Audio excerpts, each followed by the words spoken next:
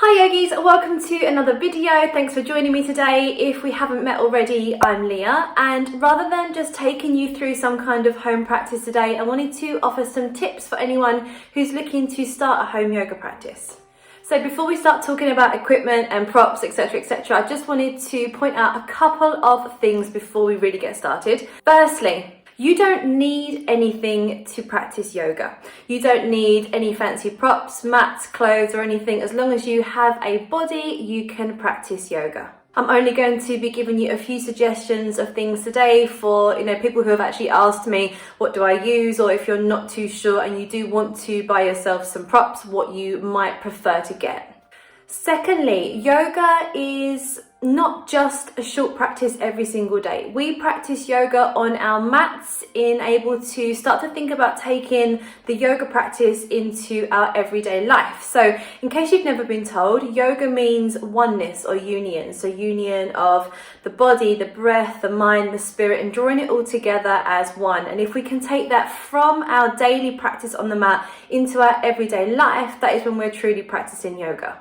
And thirdly, we usually associate a yoga practice with all the bendy, flexible, strength stuff that we do on our yoga mats. But actually there are 3 different limbs of our yoga practice that you'll find on your mat. So we find asana, our postures, which might be the bendy and strengthening postures that you see people practice or you practice yourself. We have pranayama, which is breath work, focusing on different breathing styles to complement the body and complement the posture, the asana practice.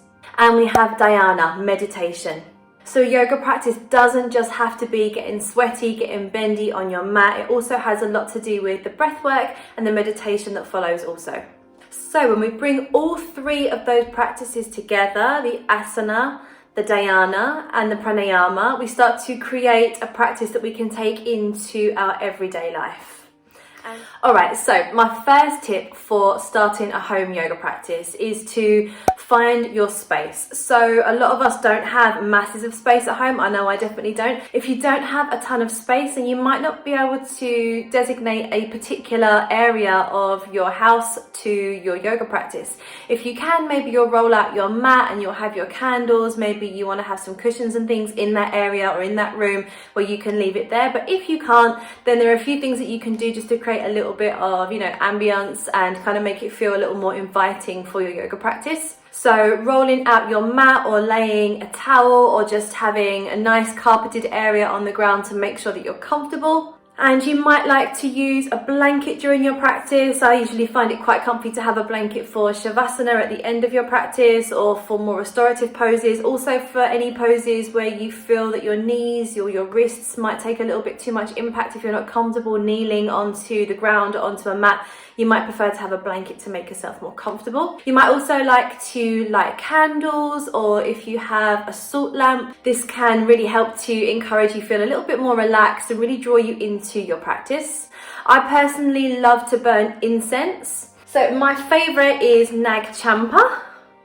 It's a really grounding scent actually, so it's great for a grounding practice, an evening practice, but I also use it for space clearing. So when I go into teacher class or when I'm setting up for my own practice in the mornings, I like to open a window or the patio doors, have the incense burning, just allow the smoke to kind of cleanse the area. And that might sound a little bit hippie if you're not really into your yoga stuff just yet. But once you start the practice, if you really get into a habit of lighting incense in the morning, you're going to start to feel a little bit strange when you don't. Try it. I'm also quite a fan of having essential oils either burning or diffusing into the rooms. I really like Nikura oils. I'll show you here. Oh, they're dirty. I should have cleaned them first. They've been in my box of oils. So I like scents such as lavender and geranium for an evening or kind of a soft grounding practice. And I like citrusy kind of scents like lime, or have sweet orange or peppermint for a morning practice. So I either pop them into an oil burner with water or I diffuse them into my diffuser. I also prefer to have music playing with my practice, and I also play music in my classes when I teach. I'm going to link my Spotify down below if you want to have some music to complement your practice. Then feel free to follow me and help yourself to all of my public playlists. I usually add 2 or 3 a month, so go ahead, knock yourself out. All right, next up, equipment. So if you are looking to invest in one piece of equipment for your yoga practice, I'm obviously going to throw it out there and say, grab yourself a yoga mat. Now, I've used several different yoga mats with my practice over time. I've had yoga mats that I've picked up for a £5 from the supermarket. I've had mats that cost £80 to £100. And do you know what, to be honest, for me, it just really depends on what I want at the time. You can find really nice, comfortable cloth top mats. You can find cork mats. You can still find the rubber and plastic infused mats. I think it just depends on personal practice. At the moment, I am using a mat by Yoga Matters. I find this one really, really comfortable. I find it really soft, but also not too soft that you can't get a good grip. It seems to be wearing very, very well. It was about £20, which I think for me was quite a good investment because I might change mine kind of every year when they get a little bit tatty. If you're looking to go for a more expensive and a higher quality one, you might look at Lifeform, and where they are about £100, they do kind of last you a lifetime. So it really just depends on what you are looking for at the moment, but there's absolutely nothing wrong with grabbing yourself a cheap mat for just a couple of pounds, or using a towel on a carpet or on a rug for now, just to make sure that you're comfortable. If you think that you might need a little bit more support in some postures, then you might want to invest in a set of blocks or bricks. Ta-da! I've been using the same blocks to teach and also for my own personal practice for about 4 years now, and they wear so well, apart from the odd stabby marks that you can see in there from my students that have acrylic nails. These blocks are by Coley, or Collie, I don't know how you really say it. I'll link that down below as well. They were really reasonable. I think I paid about £3 or £4 for the set, and I have quite a few sets of these, and I can absolutely vouch for them that they are very, very, very well wearing. Your blocks will help you in postures such as lunges or standing postures. If you don't quite feel that your hands can reach the ground, or you want a little bit more support, you can also use them underneath your hands if you have any pain or tenderness in your wrists or your shoulders. So very, very handy prop to have. I also like to teach and practice with a strap. These are going to really help you to move into forward folds, or anything where you feel like you might reach towards your toes and maybe your hamstrings are tight and you can't grab hold of your feet or your toes. Also really good for helping you to open up your shoulders and your chest in some postures as well. This strap is by Manduka, and I also use straps by Coley when I'm teaching, so I'll link all of that down below if you're interested in getting yourself a strap. And they, for me, are kind of the three things that I always teach with, that I always have with me for my personal practice. If you really want to splash out and get yourself a few extra props to make yourself a little bit more comfortable, I could suggest grabbing yourself an eye bag, a beanbag eye bag. So they're made usually from either rice or buckwheat. These are buckwheat. They are by Yoga Mad.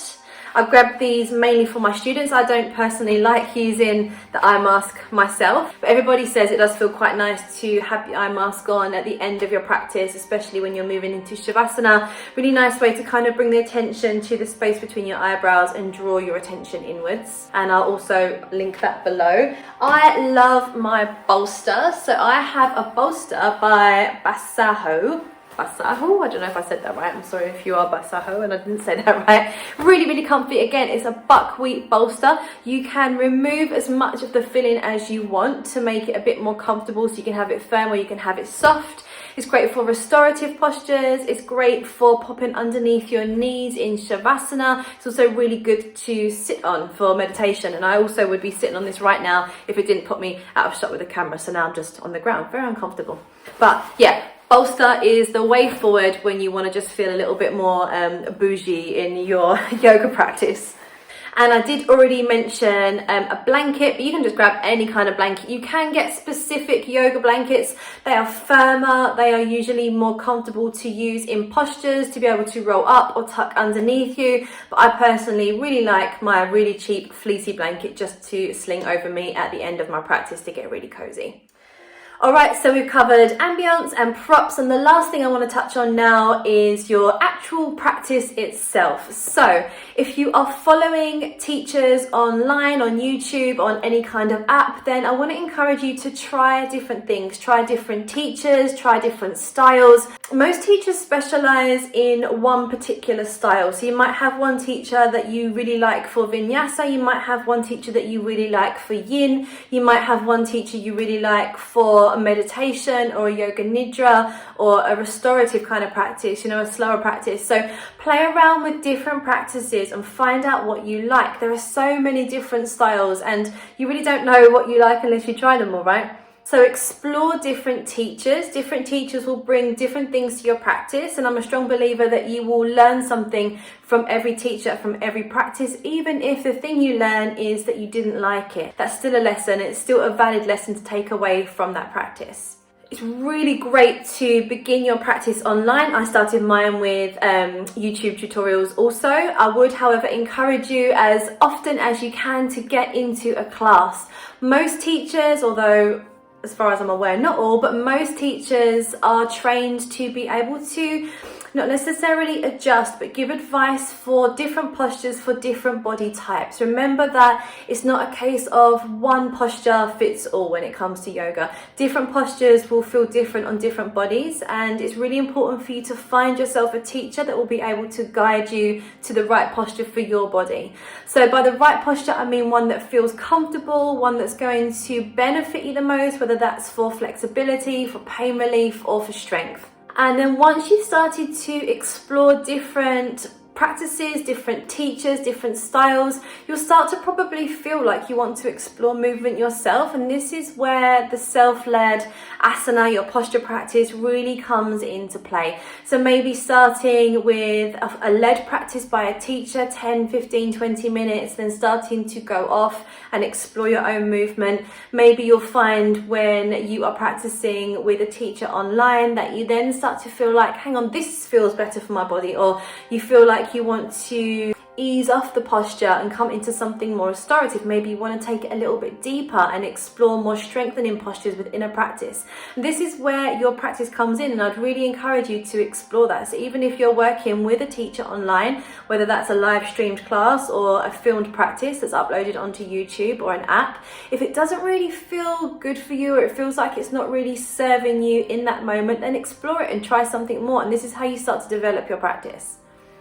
So I hope that was helpful for you. Please do give me a little thumbs up if you enjoyed the video. You can comment or subscribe if you haven't already. Anything that I've mentioned today, I'm going to link it down below if you want to grab hold of any prop or the essential oils or the incense for yourself. Do let me know how you're getting on with your home practice. If you've just started or if you've been practicing for a while, please do come in and join me for a class on YouTube or one of my live classes if you want to. And I really hope you enjoy your journey into yoga. Namaste.